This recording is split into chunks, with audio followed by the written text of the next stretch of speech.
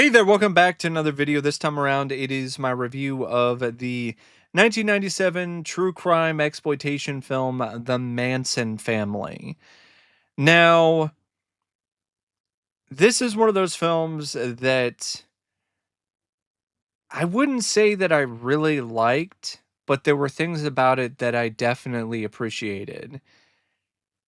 And there's enough about it that I felt was good, despite its intense subject matter and despite its gratuitous violence and nudity, that I honestly feel if you can stomach this movie and what it entails, I think it's worth at least one watch because it's one wild, insane, unique experience. There really is not another true crime film like this. Now, before I go any further sharing my thoughts on the Manson family, I would like to give a special shout out yet again to Seth for requesting another review. And if there's another film, TV show, or topic that you would like to see me discuss in the future, feel free to donate to either my PayPal or to my Patreon. Link to both is in the video description down below, and I will try to get your request as soon as I possibly can. Now, The Manson Family is written and directed by Jim Van Bebber. Now, Jim Van Bebber, prior to the Manson Family, he did Deadbeat by Dawn, as well as some music videos for the band Sick Puppies. And there's definitely a lot of music video influence here, almost like something you would see in a Rob Zombie music video. But the direction in this is daring, dangerous, and very creative. And as a result, the direction winds up becoming one of the main draws for this film because the visual style is a shock to the senses with the usage of unique camera angles and POVs and pans and zooms and different sorts of shots. It's a fever dream of a film. And it's all done that way on purpose to try to put you in the mindset of a member of the Manson cult, somebody who is constantly under the influence of either a madman or drugs or alcohol or both or all of them at the same time. And as a result, it's this very nightmarish, schizophrenic vibe and feel. And the visuals perfectly encapsulate all of that. And it really creates a film that is just such a bit of inspired insanity, especially when it comes to the visuals. And it's extra impressive because of the fact that Van Bebber was dealing with a production that was incredibly difficult.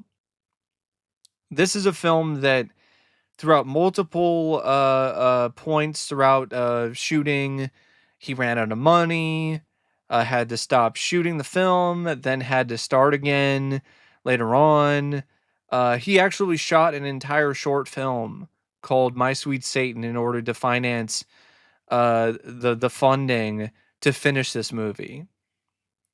And he took so long when it comes to doing the production that one of his main actors was not available for some of the reshoots, so he had to work around that, and if that isn't a difficult enough task for a filmmaker to deal with when it comes to shooting a film, he also chose to shoot the film in 16 millimeter when it comes to a majority of the sequences. So that comes with its own limitations and its own problems. So the fact that he dealt with 16 millimeter, which is a very notoriously finicky type of film to shoot with, and dealt with a budget that was there one day and gone the next, you could easily have seen a project that either wasn't finished or has moments where the direction is drastically different in terms of quality. And that's not really what you got here when it comes to Van Bebber's direction for the Manson family. It's very consistently good, if not great. I don't know what some critics were thinking or what they were looking at when they criticized his direction in particular and said that it was one shot or he just sets up a camera and it doesn't move. That's not this film. Not at all. And I just love the way that he handled lighting and even some of the slow-mo stuff and the practical effects. Like that's another thing about this movie. It features a lot of practical effects, especially when it comes to the murder sequences. And with a lesser director, that could look really fake. Like August Underground, for instance, with Vogel. But that's not what happens here. Like it looks very visceral and raw and real at points, despite the stylized lighting and direction.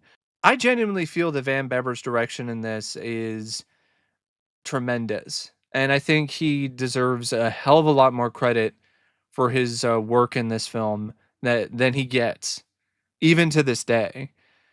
It's a shame to me that this film didn't catch on enough to the point where it caught the attention of other studios or other potential producers so he could get an opportunity to direct more films because the man has some serious talent and it's all on display here in the Manson family. I mean, at points, it genuinely did remind me of Oliver Stone's work in Natural Born Killers or Toby Hooper's work in the Texas Chainsaw Massacre. When you are reminding people of those films when it comes to your direction, you're not only doing a good job, you're doing a phenomenal job. So that's also a big reason why I kept watching the movie because I wanted to see how Jim was going to one up himself when it comes to one scene to the next. So, yeah, some really great direction by Jim Van Bebber. The screenplay, though, by Jim Van Bebber, I wouldn't call it great. I would call it conflicting. So there are moments with this script where I think it's genuinely compelling and interesting. But then there's other moments where it's very predictable or it's hard to follow and hard to really get into. I think a large part is because he's trying to do too much at once. He's trying to have a film that is from the perspective and the point of view of people within the Manson cult. And he's also trying to make a movie that's dealing with the Manson cult members after they were sentenced many, many years later, decades later, and them recollecting on their part in things and feeling remorse and or not feeling any remorse at all. And so you have that going on, you know, this then versus now kind of stuff. And then you have this other subplot involving the supposed modern day killers and psychos and sickos that are inspired by Manson and decide that they're gonna do their own string of murders. And it feels like you're watching three different films at points. So it definitely is a little too cluttered and a little too unfocused. I think some of the subplots in particular don't even need to be there. Like the stuff with the modern day sickos, I don't think it's really that effective, especially when it's kind of laughable at the beginning, where one of them is wearing a dildo on their face, painted like an American flag. and they decide to sodomize some guy up the ass with the dildo, and the camera's all sped up in that scene, and it just the way that things were set up, and just their whole lair and the way they act, it felt forced in terms of them being these intense, sick killers. Like, it just felt like it was a joke. And I don't know if that was in the intention. It almost felt like it was a satire, but not quite. It was just off. And I like this stuff with the host of the crime show that features all these interviews with the Manson cult, the Manson family, decades later. Uh, Jack Wilson, but there's not a lot of depth to him,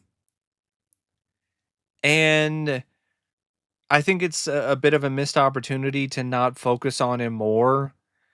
Honestly, I think the main focus of this script and this story should have just been on Jack Wilson doing research and putting together his cut of this documentary that he's working on. And you get to know his home life, you get to know who he is as a person. Maybe he's a retired police officer. You get to know a lot more about him. You get to see his firsthand reactions to the interviews while he's watching them, playing them back. And you can see his whole demeanor change throughout the film as things are getting more and more intense when it comes to his research, and his thoughts are getting darker, and it leads to him having nightmares. Um, so you could have stuff like that, and you could still maintain the very chaotic, very surreal, very um, acid trip esque visual style of the movie and construction for the most part, especially when it comes to the flashbacks or a nightmare scene. But things would be more cohesive, would have a better flow, and would just work better overall. Because the way that the script is set up, it's just random. It's too random for me personally. It's hard to get into it. It's hard to really allow some of these insane images and a lot of this creative stuff by Jim Van Bebber when it comes to his direction and his overall visual style really have the impact that I think it genuinely could have if the script was more polished and was better overall. Also, it doesn't help that a lot of the Manson stuff is common knowledge if you are at all familiar with the case. So it doesn't really add anything new to that other than maybe the whole perspective that it's providing of people within the cult, and kind of almost like a bit of I can't, I'm trying to think of the right word, but it's almost like it's putting you right there in the moment. And I think there was something to be said about that. And I think it leads to some effective sequences, stuff dealing with Manson and Manson's family recounting their time spent at the Span Ranch with Charles Manson leading up to the murders. And the murders in particular are just some absolutely visceral, vile sequences of depravity and bloodletting that is very hard to shake. And I think that's the right approach because the murders themselves were really that brutal. In fact, Van Bebber held back. And it's crazy to think about considering how brutal the murders are in this movie. He held back. He didn't show Sharon Tate being stabbed in the stomach because even he was like, "That's a bit much. I don't even want to go there." So that is definitely one of the best aspects of this script is just how unflinching the visceral violence is when things get to the point where Manson starts to really snap, his followers follow his lead and start a bloody rampage. Prior to that, it's just some harmless but still messed up stuff where he's manipulating people and using them and getting people hooked on drugs and also hooked on his word and viewing him as some kind of messiah. And then at one point, they start to literally call him the messiah, or other people start thinking that they're the messiah. And so it's definitely something that gets really crazy and deranged. And it also gets to the point where people start to get taken advantage of in ways that are really disgusting, like the women that are taken advantage of physically, sexually, and mentally by the cult members or by Manson himself. And I think a lot of the appeal when it comes to this film and its story is when it comes to the not only the Manson flashbacks and with the Manson family and Charles himself, but also the narration from all of the Manson cult members who are speaking to the camera all of these years later. So that is definitely something that I think is compelling and for the most part keeps things together. But the other stuff with the sicko crazies who ultimately kill the host of the show at the end and then kill some random guys wearing a Charles Manson shirt.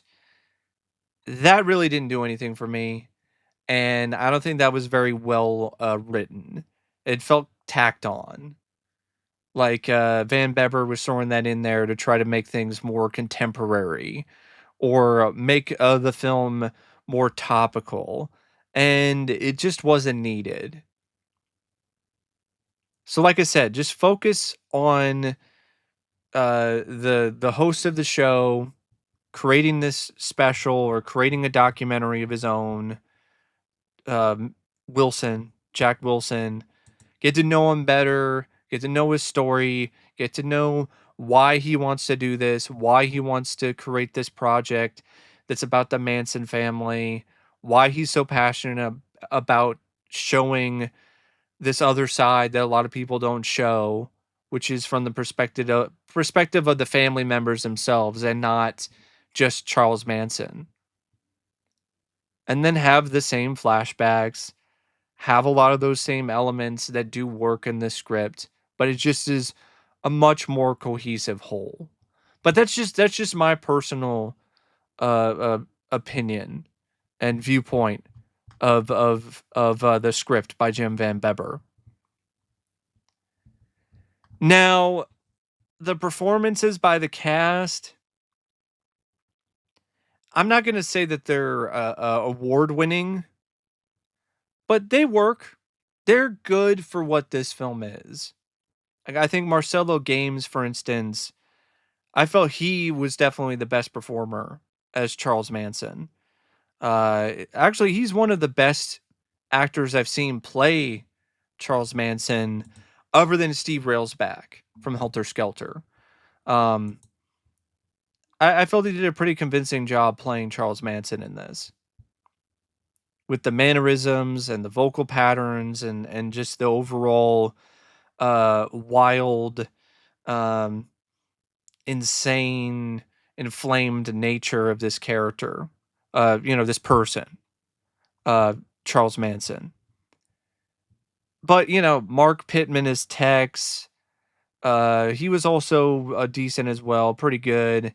Leslie Orr is Patty, Maureen Allisse is Sadie, Amy Yates as Leslie Van Houten, Jim Van Bebber as Bobby, Nate Pennington as Shorty.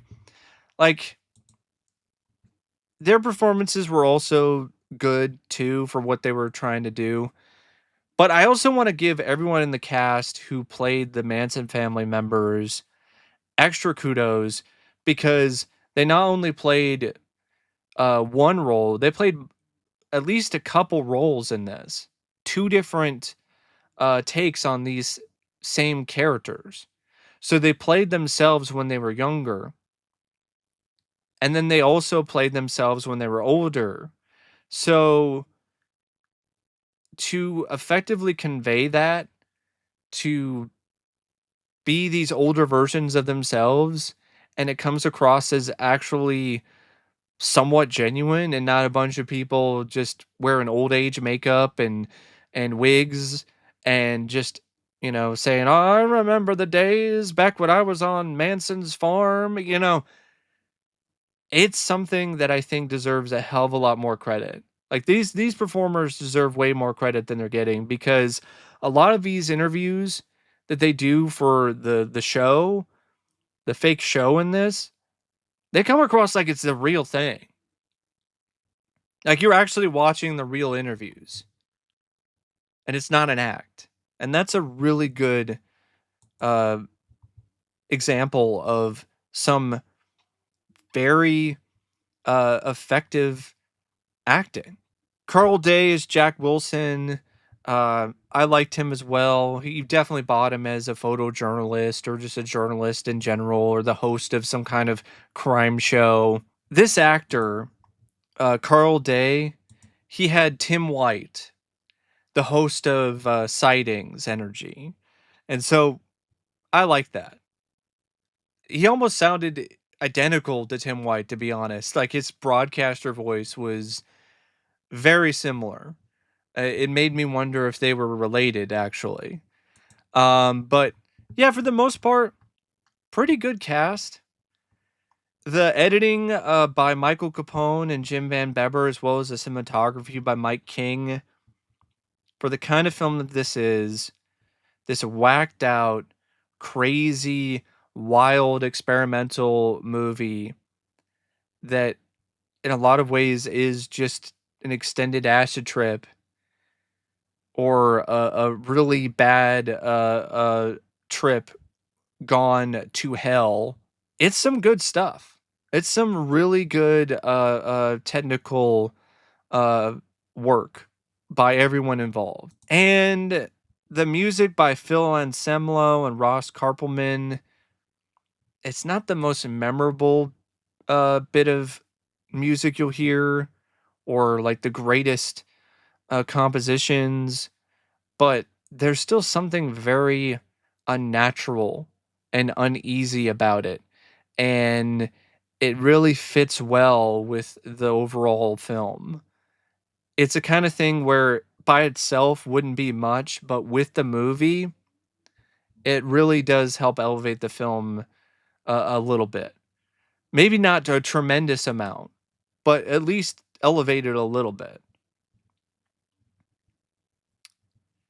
And it's like 90 something minutes, but it does have some pacing problems because, like I said, it just suffers from really maintaining your interest throughout and it continually being compelling when there isn't like a ton of nudity or gratuitous violence because the plot isn't much and it meanders a lot and it's not very focused, and so it just leads to a film that I'm not going to sit here and say is unsatisfying, but there is some missed potential here. I wish that the overall script and story matched the level of the direction.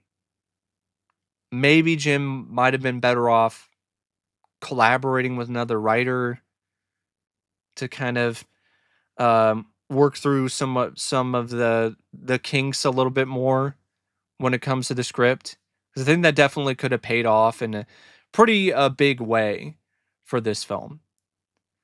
But as it is, it's still one hell of an intense cinematic experience that if you can handle it, if it's something that you can stomach and you're in the right mood for,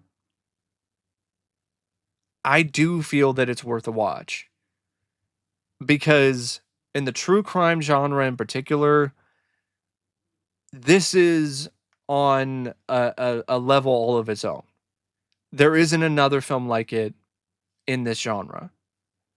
If you want to switch things up, you want to see a true crime film, this might as well be True Grime. Like, this is a true crime film. But if you do want to switch up the true crime a genre a bit and watch something completely out of left field, this is a really good pick.